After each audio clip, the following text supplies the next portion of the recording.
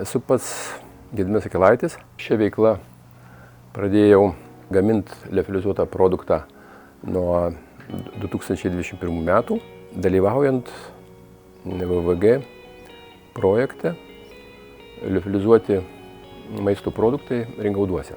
Pats liofilizavimo procesas, tai yra vienas iš senesnių konservavimo būdų.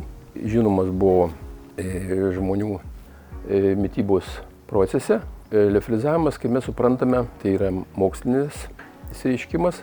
Pats procesas yra džiovinimas produktų šalčio aplinkoje, veikiant vakuumo sistemai.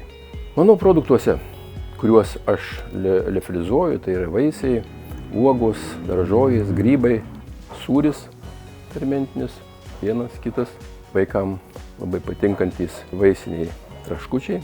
Liofilizavimo procesas Kauno rajone Ringaudų gyvenvietėje buvo vienas iš pradininkų.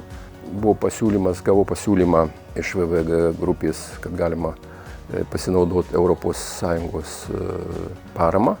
Konsultavo VVG specialistai, tiek ekonominę dalį, tiek gamybos reikalus, prekybos. Tai dėkui jiems, kad padrąsino, kad eitų gauti paramą ir įsisavinti lėšas. Konkrečiai šitam projekte mano pasirinktajam pagrindinės lėšos, tai yra autoparduotuvės įsigijimas, kurios dėka dalyvauju mugėse, parodose, rengiamuose seminaruose. Tai pristatai kaip inovatyvų pagamintą liofilizuotą produktą arčiau vartotojo, kad jisai suprastų, kad tai yra ateities produktas, tai yra sveikas žmogaus mityboje produktas.